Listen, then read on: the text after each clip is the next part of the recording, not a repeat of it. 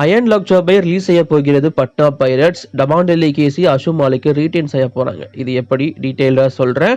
And இது இல்லாம 7வது முறையா T20 வேர்ல்டு கப் வின் பண்ணிருக்காங்க ஆஸ்திரேலியா டீம். அதை பத்தி அண்ட் நெய்மார் ஜூனியர் தன்னோட ரிட்டையர்மெண்ட் அனௌன்ஸ் பண்ணிருக்காரு இன்டர்நேஷனல் ஃபுட்பால்ல இருந்து பிரேசில் தோத்ததுக்கு அப்புறமா. அண்ட் இந்த FIFA வேர்ல்டு கப் 2026ல சம்பவம் செஞ்ச கேப்பா வர்டே. ஸோ அவங்கள பத்தி கொஞ்சம் குயிக்கா பார்த்துருவோம். லேட் பண்ண வேணாம், இப்போ வாங்க வீடியோக்குள்ள போகலாம்.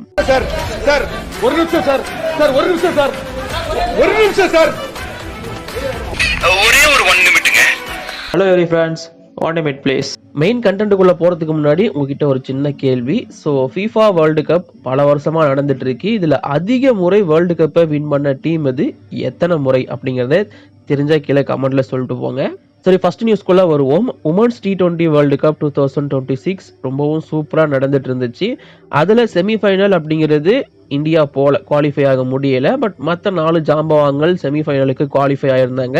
அதுல இருந்து ஃபைனலுக்கு பெரிய ஜாம்பவான்கள் ஆண்ட பரம்பரைகள்னு சொல்லப்படுற ஆஸ்திரேலியாவும் இங்கிலாந்தும் தான் என்ட்ரி ஆயிருந்தாங்க. ஸோ இதுல இங்கிலாந்தை ரொம்பவும் ஈஸியா பீட் பண்ணிட்டாங்க ஆஸ்திரேலியா அப்படின்னு தான் சொல்லணும். 7 விக்கெட் வித்தியாசத்தை 17 ஓவர்லேயே சேஸ் பண்ணி முடிச்சிட்டாங்க ஆஸ்திரேலியா. ரொம்பவும் கம்ஃபர்டபுளா அந்த போட்டியை வின் பண்ணியிருப்பாங்க. இது ஆஸ்திரேலியாவுக்கு 7வது T20 வேர்ல்டு கப். சரியான டாமினன்ஸ் பண்ணிட்டு இருக்காங்க T20 வேர்ல்டு கப்ஸை பொறுத்த வரைக்கும். ஆஸ்திரேலியா தான் இப்போதைக்கு சாம்பியன். எப்பவுமே அவங்க தான் சாம்பியனா இருந்திருக்காங்க. இப்பவும் அவங்க தான் கண்டினியூ ஆகுறாங்க. வாழ்த்துக்களை சொல்லிப்போம் இந்த பெண்கள் அணிக்கு. ஸோ அடுத்ததா கேப் வெர்டே. ஸோ இவங்க FIFA வேர்ல்டு கப் 2026ல சரியான டாமினன்ஸ் பண்ணாங்க. ஒரு வரலாற்று சாதனை பண்ணாங்கன்னு கூட தாராளமா சொல்லலாம். அதாவது வேர்ல்டு கப் வரலாற்றுல தங்களோட பேரை ரொம்பவும் ஸ்ட்ராங்கா பதிச்சுட்டு தான் போயிருக்காங்க ஊருக்கு. ஸோ அவங்களோட லீக் மேட்சஸை பொறுத்த வரைக்கும் ஒரு போட்டியில கூட தோக்காம எல்லாத்தையும் டிரா பண்ணி அவங்க ரவுண்ட் ஆஃப் 32க்கு குவாலிஃபை ஆகுறாங்க. பட் அங்கேயுமே அர்ஜென்டினாவுக்கு ரொம்பவும் ஸ்ட்ராங்கான, அதாவது நாக் அவுட்டுக்கு டெபியூட் ஆன முதல் சீசனே நாக் அவுட்டுக்கும் குவாலிஃபை ஆகிறாங்க. நாக் அவுட்ல டிஃபெண்டிங் சாம்பியன் அர்ஜென்டினா கூட போட்டி. பட் அர்ஜென்டினாவை அவ்வளோ சீக்கிரம் அவங்க ஜெயிக்கவே விடல அப்படிங்கிறது கூடுதலான விஷயம். கடைசியா ஒரு ஓன் கோல் காரணமாக தான் அர்ஜென்டினாவே உள்ள போனாங்க அப்படிங்கிறது எக்ஸ்ட்ரா ஒரு பாயிண்ட். இது மேட்ரு கிடையாது. இப்போ இந்த கேப்ப வெர்டேவோட பிளேயர்ஸ் எல்லாருமே அவங்க நாட்டுக்கு அரைவ் ஆயிட்டாங்க. ஸோ அவங்க போறப்போ அவ்வளோ பேர், அவ்வளோ மக்கள் அந்த ஏர்போர்ட் கிட்ட ஸோ இவங்க அந்த ஃப்ளைட்டுக்கு அவ்வளோ மரியாதை கொடுக்குறாங்க. அதில் அங்கே வேலை செய்யறவங்களாம் மரியாதை கொடுக்குறாங்க. அதெல்லாம் பார்க்கவே நல்லா இருக்கு. இவங்களுக்கு சரியான ஒரு வரவேற்பு அங்கே செஞ்சிருக்காங்க. கேப்ப வெர்டே ஃபுல்லாவே இதை செலிப்ரேட் பண்றாங்க. ஒரு திருவிழாவா இந்த நாளை கொண்டாடுறாங்க அப்படிங்கிறத நம்ம கேள்விப்பட முடியுது. அதுக்கேற்ற மாதிரி தான் ஃபுட்டேஜஸும் ரிலீஸ் ஆயிருந்துச்சு. ஸோ கண்டிப்பா பார்க்க நல்லா இருக்கு. உலக ஃபுட்பால் வரலாற்றுல எல்லாம் பெரிய பெரிய நாடுகள் ஆதிக்கம் பண்ணிட்டு இருக்கப்போ இந்த மாதிரி 5 லட்சம் மக்கள் தொகையை மட்டுமே கொண்ட ஒரு நாடு சரியான சம்பவம் பண்ணி போயிருது ஒரு பெரிய விஷயம். இதுக்கப்புறம் இவங்களுக்குன்னு ஒரு வேல்யூ இருக்கும். இந்த பிளேயர்ஸுக்குன்னு ஒரு சில வேல்யூ கிடைக்கும். பல லீக்ஸுக்கு இவங்க அழைக்கப்படலாம். அது கொஞ்சம் பார்க்க நல்லா இருக்கு. ஒரு கண்ட்ரியே முன்னேற போது இந்த ஒரு டீம்னால. ஸோ அதான் இங்க ஹைலைட்டடே. அடுத்ததா தலைவன் நெய்மார் ஜூனியர். ஸோ நெய்மார் எல்லாருக்கும் தெரியும். பிரேசில்ல இப்போ பிரேசில்னு சொன்னாங்கன்னா டக்குன்னு இப்போ இருக்கிற ஜென்ரேஷனுக்கு நெய்மார் தான் ஞாபகத்துக்கு வருவாரு. அண்ட் அவரோட பிளே பல பேருக்கு பிடிக்கும். தமிழ்நாட்டில் ரொனால்டோ மெஸ்ஸிக்கு எந்த அளவுக்கு ஃபேன்ஸோ அதே அளவுக்கு நெய்மாருக்கும் ஃபேன்ஸ் இருக்காங்க. பல இன்ஃப்ளூயன்சர்ஸ் நெய்மாருக்கு ஃபேன்ஸா இருக்காங்க அப்படிங்கிறது நம்ம எல்லாருக்குமே தெரியும். இன்ஃபேக்ட் நெய்மார் பிரேசில் இந்த முறை கப்பு அடிக்கணும், அவங்க கம்பேக் கொடுக்கணும்னு தான் பல பேர் கனவு கண்டுட்டு இருக்காங்க. கனவு கண்டுட்டு இருந்தாங்க. இதுக்கப்புறம் முடியாது. ரவுண்ட் ஆஃப் 16ல நார்வே கிட்ட பிரேசில் தோத்து வெளியேறிட்டாங்க. இது ஆல்மோஸ்ட் முன்னாடியே ப்ரெடிக்ட் பண்ண ஒண்ணுதான். பழைய பிரேசிலா இது இல்லை. அண்ட் நார்வே ரொம்பவும் ஸ்ட்ராங்கா வந்தாங்க அப்படிங்கிறது. ஸோ நார்வே கொஞ்சம் முடிச்சு விட்டாங்க. பிரேசில ரவுண்ட் ஆஃப் 16ல முடிச்சு விட்டு அவங்க குவார்டர் ஃபைனலுக்கு போயிட்டாங்க. பட் பிரேசில் இந்த போட்டியை தோத்ததுனால இந்த வேர்ல்டு கப்ல இருந்து வெளியேறாங்க. அண்ட் அந்த டைம்ல I am tired, I am tried அந்த மாதிரி சொல்லிட்டு இப்போ பிரேசிலோட ஒரு முக்கியமான வீரர் நெய்மார். ஸோ அவர் தன்னோட இன்டர்நேஷனல் கரியரை இப்போவே முடிச்சுக்கிறேன் அப்படிங்கிறத சொல்லிட்டாரு. இடையில இன்ஜுரியால பல பல பிரச்சனைகளை சந்திச்சாரு நெய்மார். முழுசா அவரால் ஒழுங்கா ஆடவே முடியலங்கிறது தான் உண்மை. பட் எங்க ஆரம்பிச்சாரோ, அதாவது அவரோட first international goal first international போட்டியும் இந்த ஒரு வென்யூல தான் நடந்துருந்துச்சு அமெரிக்கால. சேம் அதே வென்யூல கடைசி கோலை அடிச்சுட்டு தன்னோட ரிட்டையர்மெண்ட் அனௌன்ஸ் பண்ணிட்டு பாய் பாய் சொல்லிட்டு கிளம்பிட்டாரு.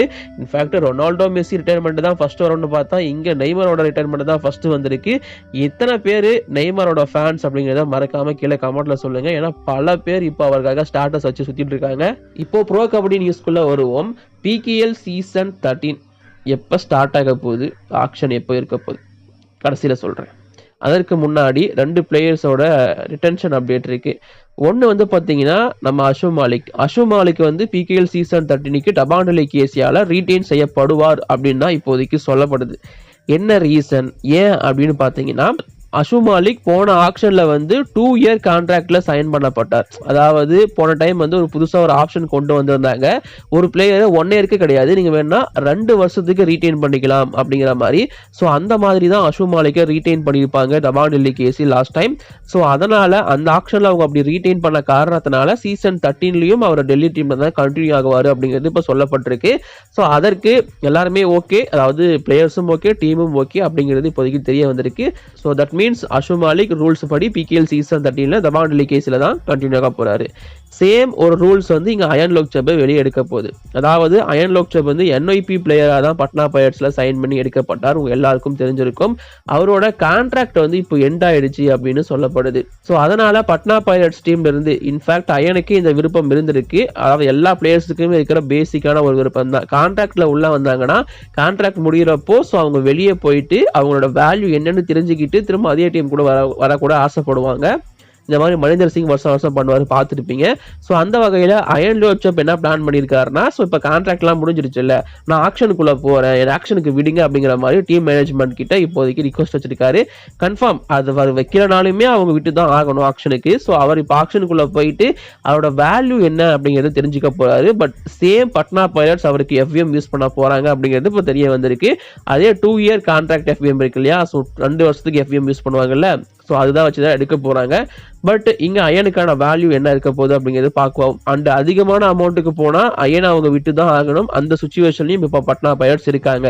ஸோ அயன் ஆக்ஷனுக்குள்ள வரப்போறாரு, அவரோட பேர் ஆக்ஷனுக்குள்ள இருக்க போகுது அப்படிங்கிறது ஸோ இப்போதைக்கு கன்ஃபார்ம். அதை பத்தி எந்த ஒரு டவுட்டுமே கிடையாது.